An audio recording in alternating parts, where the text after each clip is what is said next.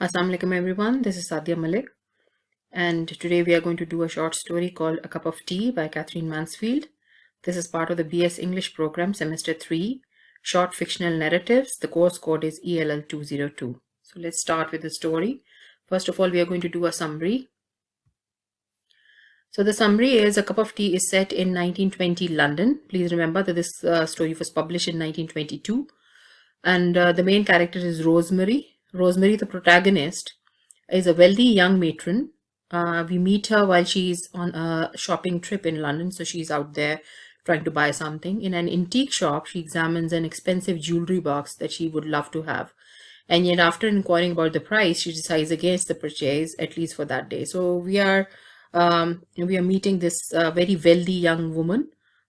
She's married, she also has a child, but she doesn't have anything to do with her life. So she has a lot of money to spend. So she's just moving around the town, trying to spend on things that she would love. Rosemary returns to the street where she is approached by a poor, raggedly looking young woman about her own age. So then we meet the other character, that is Miss Smith. She is very poor and she is so hungry that she's about to faint. The young woman asks for the price of a cup of tea and says that she has no money, which Rosemary finds unimaginable. So we have these two women representing two different classes of society. So there is this woman who is out there to spend money because she has a lot of money, whereas on the other hand, you have Miss Smith, who is about to faint because she did not have anything to eat for a very long time, and she's just begging for a price of a cup of tea. Suddenly inspired by the tales of Dostoevsky that she has recently read, Rosemary experiences a charitable inspiration and takes the girl home. So she suddenly says that, wow, this gives me a chance to prove myself to be a very selfless, humanity-loving sort of a person. And she recently read a novel by Dostoevsky, which is about poverty and poor people surviving in this society. So she says, why not just take the girl home? Of course, the reader questions, as Mansfield intended, the true sincerity of Rosemary's impulse. But as a reader, we are a little doubtful. We do not make of her like a very humane sort of person, a person who will be a philanthropist, somebody who's like Edie and he would give him money to poor people. So she does not come to us like that sort of a person. So we are just asking, how true is her sincerity?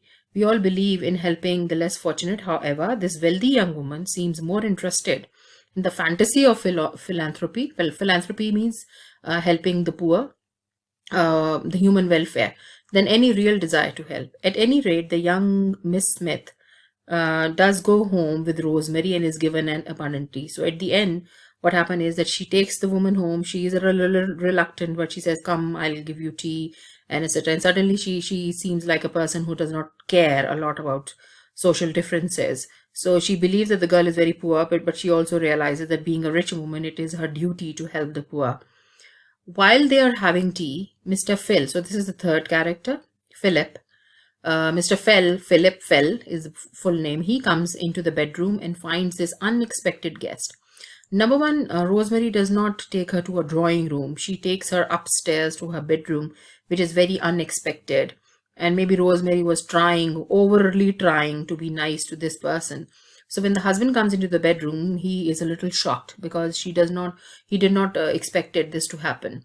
He takes Rosemary into another room where he first expresses disapproval of what his wife has done and then speaks appreciatively about the poor visitor's beauty. So the first thing that he does is that he does not approve of bringing a very poor woman off the street into the house like that, because he is a rich person. He belongs to the upper class, he belongs to the elite class, and he does not believe in mingling with the poor. So he snubs Rosemary a little, but he also realizes that because she is a stubborn sort of a woman, maybe she's not going to accept that. So what he does very cleverly is that he starts praising Miss Smith's beauty, and he says what a beautiful creature she is. So maybe he tries in a very wicked way to get Rosemary feel very insecure about herself. Once back, Rosemary now feels odd and without direction, because now she realizes that my husband is actually taking interest in this girl and she's more beautiful than me. So maybe I'm getting old or something. So she becomes very insecure. What should she do? Ultimately, she gives Miss Smith some cash and sends her on her way. Anxious about her own appearance, Rosemary takes great care in dressing for dinner and seeks reassurance of her charm from Philip. So at the end, she realizes that helping poor people is one thing, but bringing them into your house is something else. So she wanted to be a good human being, but then she did not have that much courage inside her to sacrifice what she really wanted for some other woman. So, and it also shows that she's very insecure as far as her appearance is concerned. And a little comment of admiration from her husband makes her feel very insecure about how old she looks and how beautiful the other woman looks. And because she does not have a career, because she is not that much educated, because it's a story about the time when women were not allowed to go outside and have careers on their own, so she does not have a lot to feel proud about.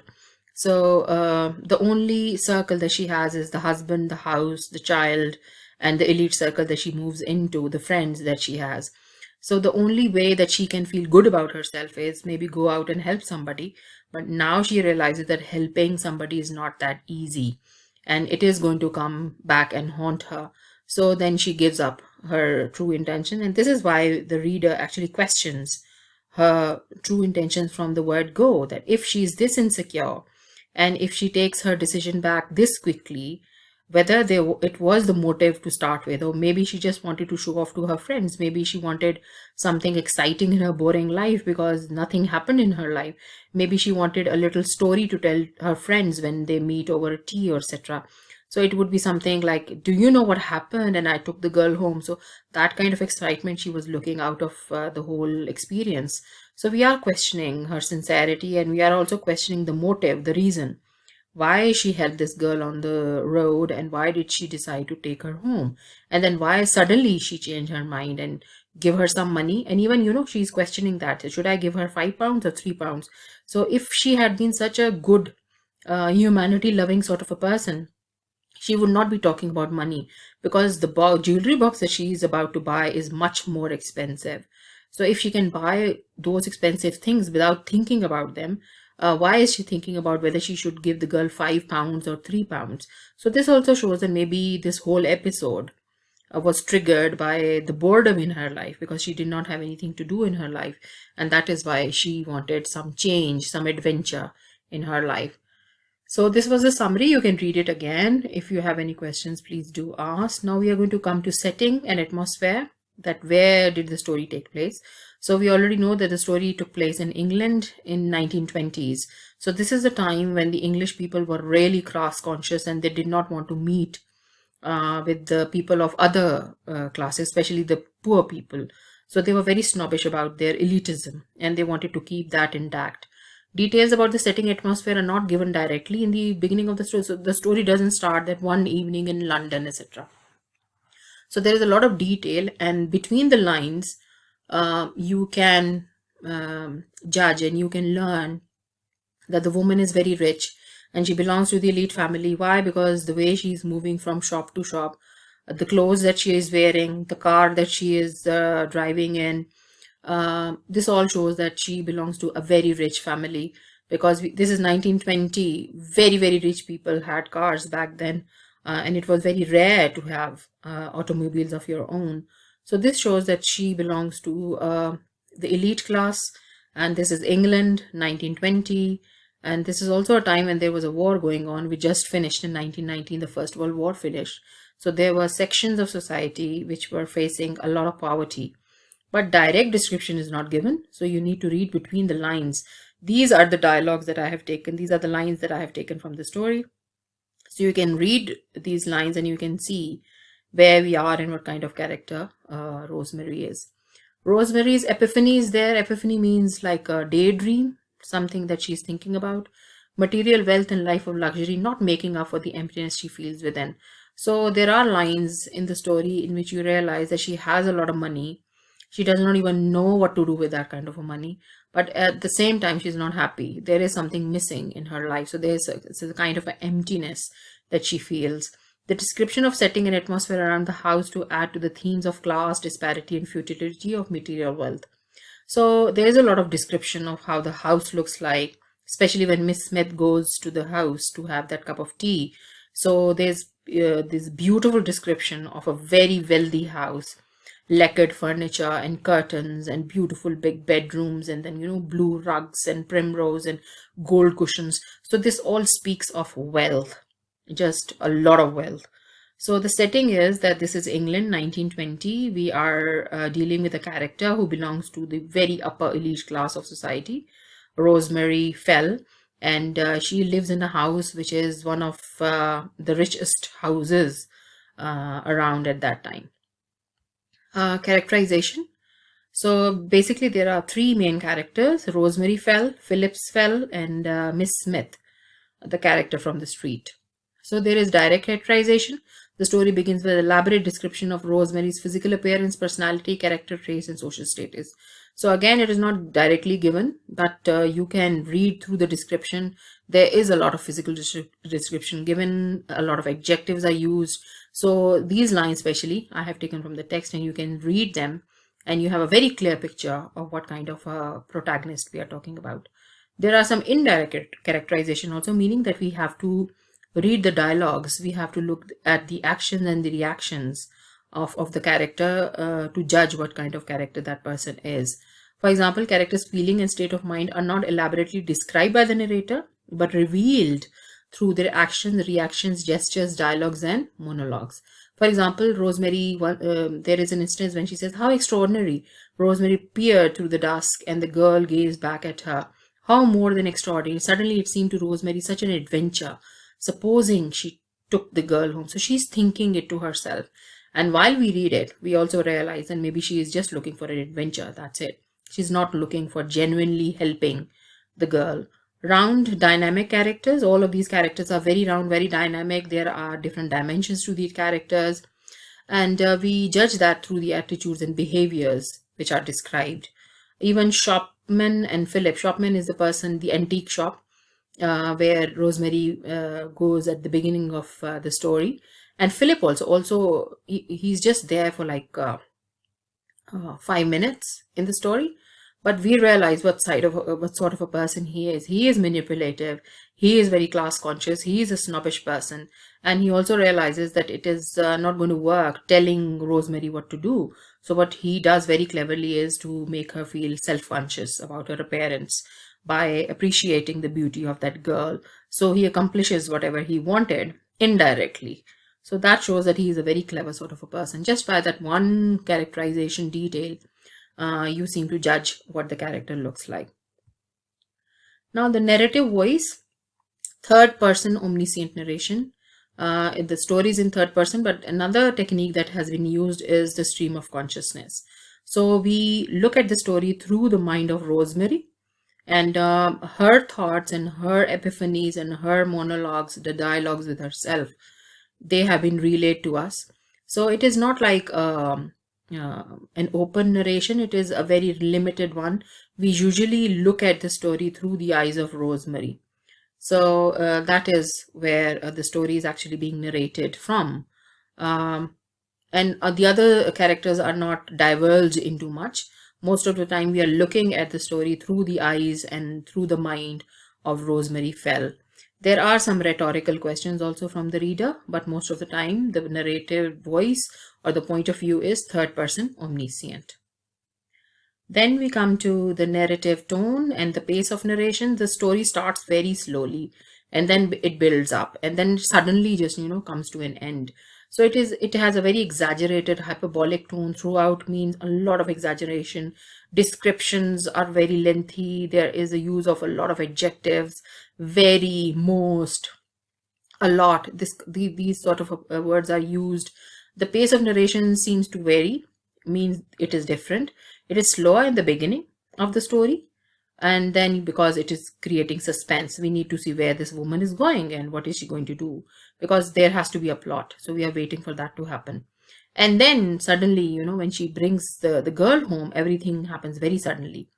That suddenly approach by the girl, her equally sudden decision to take the girl home, and then her sudden change of mind about having the girl stay for dinner towards the end of the story. She wanted the girl to stay for dinner, but after Philip's remark, she gets a little hesitant and she becomes a little insecure that maybe I don't want her to have dinner with my husband over there on the table as well. So then she changes her mind. So this also shows that there's a sudden impulsiveness in her character. She does not think her decisions through. Okay, so as far as the plot is concerned, although it is a short story, which means that it is quite limited as far as time frame and time period is concerned, and there is not a lot happening here, but it still has all the elements of a plot. It has an exposition, it has the inciting incident, it has the rising action, it has the climax, falling action, and a resolution, that is the end. So we need to look at it, how it progresses. There is, although there's not much happening, but there is progression as far as the elements of the plot is concerned. The exposition, that is the beginning, it happens when the Rosemary goes for shopping. The inciting incident, or something that actually starts this story, is when the girl approaches Rosemary and asks for a cup of tea or the money to buy a cup of tea. The rising action is when Rosemary decides to take the girl home and feed her over there. The climax is when Philip, the husband, comes in and comments on the girl's physical appearance. So he calls her beautiful, so making Rosemary very self-conscious. The falling action is totally opposite to the rising action, so it goes in the opposite direction. Rosemary gets insecure and changes her mind about having the girl for dinner and begins searching for the money, so she can just send her off instead of having her on the dinner table with her husband. Resolution and denouement, that is the end, how it all ended.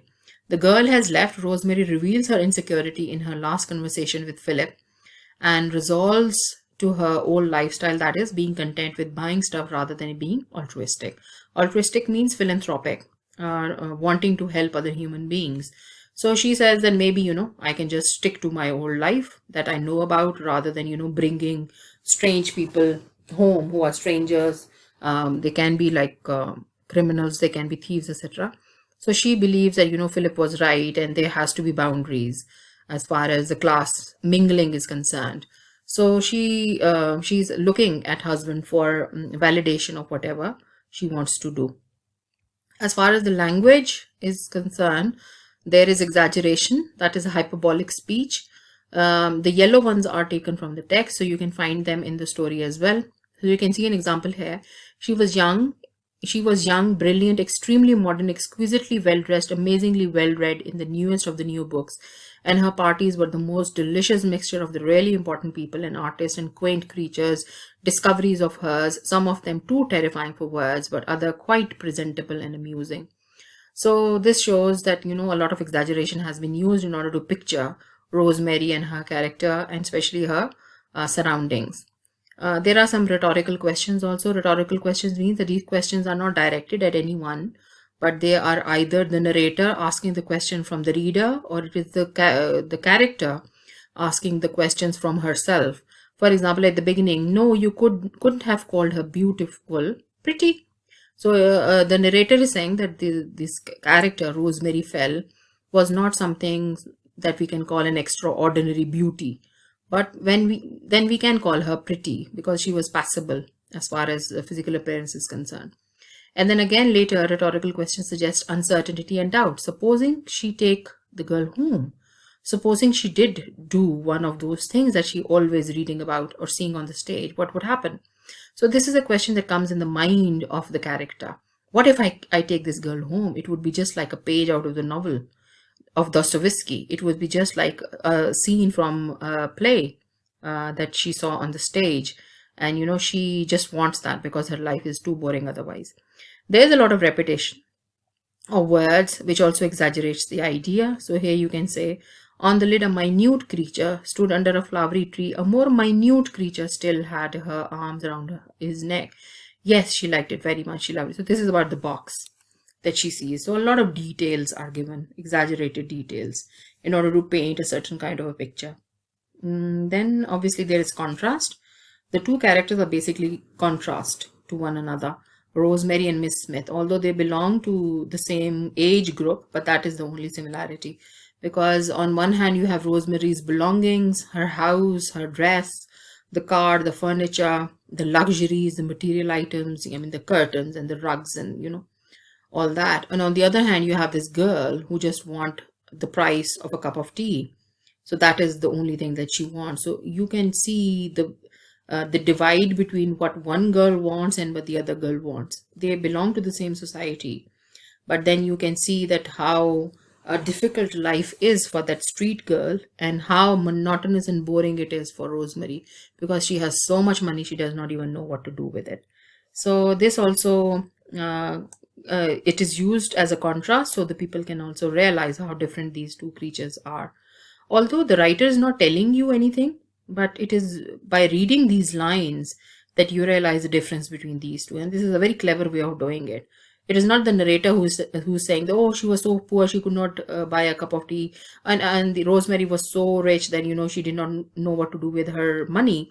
But it is through dialogues and through actions and through the description that you realize that they two are totally different one another. And then we come to themes.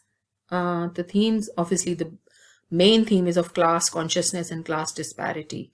That we are talking about the rich who are very snobbish, and they live in sort of in a different universe where they do not know what hunger is, they do not know what poverty is, they do not know what living on the street feels like. So they can't even think that people are out there who do not have even money to buy a cup of tea. So for Rosemary, it is unimaginable that how can somebody live out there who does not even have that much money. So on the other hand, she is somebody who is just roaming around the market and roaming around the shops just to buy something so she can feel good about herself. So this shows the class disparity and the class consciousness. Also, Philip also stands for the class stratification. He is a symbol of the snobbish culture. He also represents the rich class, the elite class, who does not want to mingle with the poor. Although the wife has brought this girl home, but Philip clearly disapproves. He does not like the idea of bringing poor people into the house. So what he does is he very cleverly uses the female psychology against Rosemary. He realizes that a woman never appreciates the husband appreciating another woman. So what he did was that he praised the beauty of that girl, and that made Rosemary very self-conscious. And then she suddenly decides that maybe she does not want to have the girl on the table anyway. So she just gives her money and sends her off. Theme of materialism is there, that money is more important than humanity. Money is more important than a person who is begging on the street. It is more important to have people from your own class to come into your house and not invite every Tom, Dick, Harry into your house. So it is all materialism. The girl is so simple that she just wants a cup of tea and that's it. But on the other hand, you have Rosemary, who has so much money and yet she does not know what to do with it. So you have that kind of materialism in her. And somehow she's trying to show off the house to that girl also. She wants to feel good about herself. She's also looking for a chance to boast in front of her friends the next day and tell them what she did the evening before, and make everybody surprised at her decision to actually bring a poor woman home. So, and obviously the theme is of inner void and emptiness. Although she has a lot of money and she can be the example of the perfect life that anybody can have, but still she has that emptiness in her heart. She does not have that satisfaction in her because she's not leading a productive life. She's not helping anybody with anything. So she's just spending her life a day at a time without doing anything. And then the theme of marriage and insecurity is there. This is the time, 1920s, when women were not supposed to have their own careers and they were not supposed to even have the right to vote, and they did not even go to the universities to get education, and they were solely dependent on husbands. And that is why they did anything to make the husbands happy. So in this story, although they are married and they are married quite happily, and then Rosemary brings this girl home and the husband does not approve. And then he says something that clearly tells her that the husband does not like that. And it is also, she's insecure about her own identity and self-image, and her sole existence identity seems to be solely defined by how far she can please her husband. So that is why, she just asks the girl to leave because she does not want to make the husband angry or annoy him. There's shallowness and superficiality also. The human beings are very selfish and self-centered, especially this deals with the elite class of England at that time, that we don't even know whether Rosemary genuinely wanted to help the girl or not, or maybe she wanted something to talk about the next day she met her friends. So we do not know that. So maybe she's looking for some adventure in her life, but we do not really know the intention, whether she is genuinely trying to help this girl or whether she is just looking for an adventure. From the way Rosemary quickly abandons the idea of having the girl stay for dinner, one may question the genuineness of her initial intentions. Her jealousy gets the better of her. This is also an insight into human nature. No matter how good you are, a woman can never appreciate the husband appreciating another woman. Dark thoughts and feelings having the upper hand over the noble intentions and inner goodness. It also indicates how insensitive and indifferent human beings can be towards the plight of the other, especially the rich. They do not realize how the poor manage to live and how they survive in this society. So this also shows how these two different factions exist side by side without even realizing how the other half is leading its life. Could it be that Rosemary's motive was to, in fact, show off her luxurious house and wealth to someone from the lower class so as to impress her and thus boast her own ego? So we don't even know. The writer is not telling you in clear words why Rosemary actually brought this girl home.